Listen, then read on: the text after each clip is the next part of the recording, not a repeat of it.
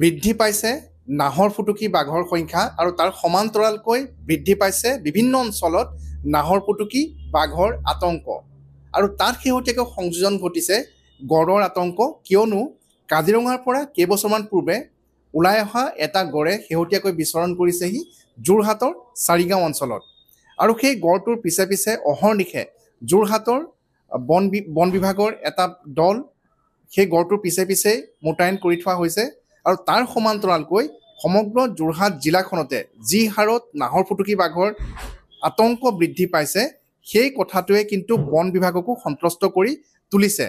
আমাৰ সৈতে আছে যোৰহাটৰ আঞ্চলিক বন বিষয়া শান্তনু পাটোৱাৰী ডাঙৰীয়া। আমি তেখেতৰ পৰা জানিব বিচাৰিম যে শেহতীয়াকৈ প্ৰথমে আপোনাক মই গড়ৰ কথাটো সুধিব বিচাৰিছোঁ। যিটো গড় আমি কৈছোঁ যে যোৰহাটৰ প্ৰেমত পৰা এটা গড় কিয়নো কাজিৰঙাৰ পৰা প্ৰায় ৩-৪ বছৰ পূৰ্বে গড়টো ওলাই আহিছিলে আৰু শেহতীয়াকৈ আৱাসিক অঞ্চলত জনবসতিপূৰ্ণ অঞ্চলতে গড়টোক দেখিবলৈ পোৱা গৈছে। ৰাজপথতো গড়টোক প্ৰত্যক্ষ কৰা হৈছে। অলপ ক'ব নেকি এই গড়টোৰ বিষয়ে? আচলতে ইয়াতে গড়টো থকা ৩-৪ বছৰে হ'ল।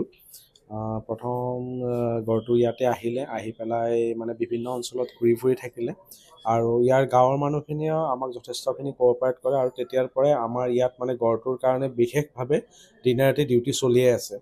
কিন্তু আজি দুদিনমানৰ পৰা মানে গড়টোৱে কিছুমান মানে মানুহৰ ঘৰৰ বাৰীফালে মানে খেতি বাতি অনিষ্ট কৰিছে, কিন্তু কোনো মানুহক অনিষ্ট কৰা নাই আৰু মানুহেও কিন্তু গড়টোক এতিয়ালৈকে অনিষ্ট কৰা নাই।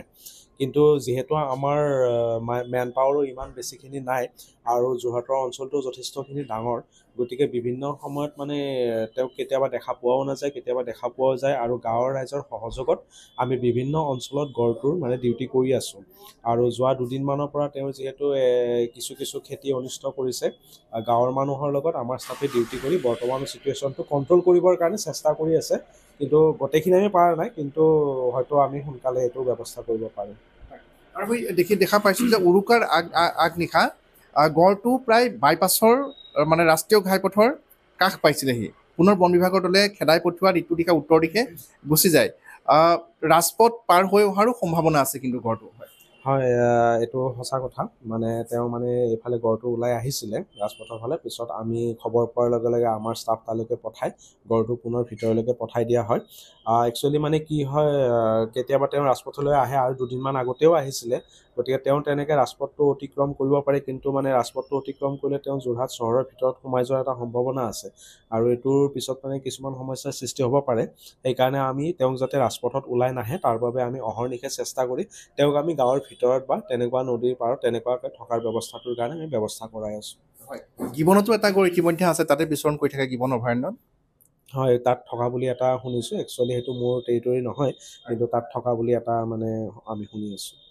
হয়, আৰু এতিয়া গড়ৰ কথা হ'ল, কিন্তু নাহৰ ফুটুকী বাঘে যোৰহাটত যি ধৰণে আতংকৰ সৃষ্টি কৰিছে আমি দেখিবলৈ পাওঁ যে গুৱাহাটী মহানগৰতো নাহৰ ফুটুকী বাঘ সন্ধিয়া হ'লে বিভিন্ন লোকৰ বাসগৃহত বাঘে প্ৰৱেশ কৰে বা চৌহদত প্ৰৱেশ কৰে। যোৰহাটতো এনেকুৱা এটা অৱস্থা পাইছেগৈ যে বহু ঠাইত নিশা পলমকৈ কোনো লোকে ঘৰলৈ আহিবলৈ বাদ দিছে, নিশা পোৱা সন্ধিয়াতে ঘৰ সোমোৱা হৈছে। তাৰ একমাত্ৰ কাৰণ হৈছে নাহৰ ফুটুকী বাঘৰ আতংক। ছাৰ, হয়নে বাৰু কথাটো? আমি যিটো দেখিবলৈ পাইছোঁ আপোনালোকে প্ৰায়ে ইয়ালৈ নাহৰ ফুটুকী বাঘক লৈ আপোনালোকৰ আবেদন আহিয়ে থাকে। হয়, নাহৰ ফুটুকী বাঘ যথেষ্টখিনিয়ে আছে। বিভিন্ন অঞ্চলত নাহৰ ফুটুকী বাঘৰ মানে কমপ্লেইন আহি থাকে বা আমিও তেনেকৈ মানুহৰ পৰা ভাৰ্বেলি খবৰবোৰ পাই থাকোঁ। একচুৱেলি কি হয়, মানে বিভিন্ন এৰিয়াটো যথেষ্টখিনি ডাঙৰ হোৱাৰ বাবে আৰু সেই হিচাপত আমাৰ মানে পিঞ্জৰাৰো সিমান ব্যৱস্থা নাই। বিভিন্ন অঞ্চলত কিন্তু পিঞ্জৰা পাতি থোৱা আছে, কিন্তু যিমান জেগাৰ পৰা কমপ্লেইন আহে বা যিমানখিনি আমি দেখিবলৈ পাওঁ সিমানখিনিত আমি তেওঁলোকক দিব পৰা নাই। কিন্তু আমি এটা জেগাত মানে পিঞ্জৰাত আবদ্ধ হোৱাৰ পিছত আমি সেই পিঞ্জৰাটো অন্য এটা জেগালৈকে মানে ট্ৰেন্সফাৰ কৰি দি দিওঁ যাতে সেই জেগাটোৰ হৈ যায়। আৰু এই ক্ষেত্ৰত আমাৰ ৰাইজেও যথেষ্টখিনি সহায় কৰি আছে। গতিকে আমি আৰু কিছুমান পিঞ্জৰাৰ ব্যৱস্থা কৰিব পাৰিলে আমি মানে অনাগত দিনত মানে যথেষ্টখিনি আৰু তেনেকৈ লেপাৰ্ড হয়তো আমি কেপচাৰ কৰিবলৈ সক্ষম হয়। কিন্তু আমি দেখিবলৈ পাইছোঁ যে আপোনালোকৰ পিঞ্জৰা কেইটা আছে, কিয়নো এতিয়া চাৰিগাঁৱত বাঘৰ আতংক, নবৰা চুকত বাঘৰ আতংক, ঠিক সেইদৰে চিনামৰাৰ ৱেঞ্চি কলনীৰ সমীপত বাঘৰ আতংক, কেইবাখনো চাহ বাগিচাত বাঘৰ আতংক। দৰাচলতে পিঞ্জৰা কিমান আছে আৰু এই নাহৰ ফুটুকীৰ বংশ বৃদ্ধি অতি দ্ৰুতভাৱে হৈছে নেকি বাৰু? পিঞ্জৰা আমাৰ বহুত বেছিও নাই বাৰু, 5-6টামান আছে। আৰু আমি নতুনকৈ পিঞ্জৰা অনাৰ কাৰণে বনোৱাৰ কাৰণে অলৰেডি আমি ঊৰ্ধ্বতন কৰ্তৃপক্ষৰ লগত যোগাযোগ কৰি আছোঁ। অনতি পলমে সেইকেইটা হয়তো উপলব্ধ হৈ যাব। বংশবৃদ্ধিটো হৈছে বাৰু, যথেষ্টখিনিয়ে হৈ আছে। সেইকাৰণে বিভিন্ন অঞ্চলত দেখিবলৈ পোৱা যায়, কাৰণ সৰু সৰু আমি পোৱালিও কিছুমান মানে দেখি থাকিবলৈ পাই আছোঁ। গতিকে এইটোৰ বিষয়ে আমি ঊৰ্ধ্বতন কৰ্তৃপক্ষৰ লগত এটা যোগাযোগ আৰু ব্যৱস্থাৰ দ্বাৰা কেনেকৈ বস্তুটো সমাধান কৰিব পাৰি, ৰাইজক কেনেকৈ আমি সকাহ দিব পাৰোঁ আৰু কেনেকৈ মানে আশ্বাস দিব পাৰোঁ যে তেওঁলোকৰ ইয়াৰ দ্বাৰা কোনো হেৰি নহয়। আৰু আমি আপোনালোকৰ দ্বাৰা ৰাইজক জনাব খোজোঁ যাতে তেনেকুৱা কিবা লেপাৰ্ড বা অন্যান্য তেনেকুৱা ৱাইল্ড লাইফ দেখিলে আপোনালোক আতংকিত নহ'ব, তাৰ ওচৰলৈকে নাযাব, বন বিভাগক অনতিপলমে জনাব। আমাৰ মানুহ যোৱাৰ পিছত যদি আমি আপোনালোকৰ পৰা কিবা সহায় বিচাৰোঁ, আপোনালোকে কৰিলে আমাৰ যথেষ্টখিনি উপকাৰ হ'ব। এনেই এনেধৰণৰ আপোনালোকে কিবা বাঘৰ বা নাহৰ ফুটুকীৰ পিয়ল কৰিছিল নেকি, যে যোৰহাটত কিমান সংখ্যক বৰ্তমান আজিৰ তাৰিখত নাহৰ ফুটুকী থাকিব পাৰে? মোৰ সময়ততো কৰা হোৱা নাই, আগতে হৈছিল যদি তেনেকৈ মই ভালকৈ ক'ব নোৱাৰিম, কিন্তু মোৰ সময়ত বৰ্তমান কৰা হোৱা নাই।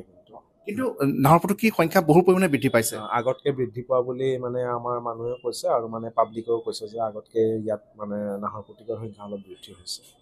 হয়।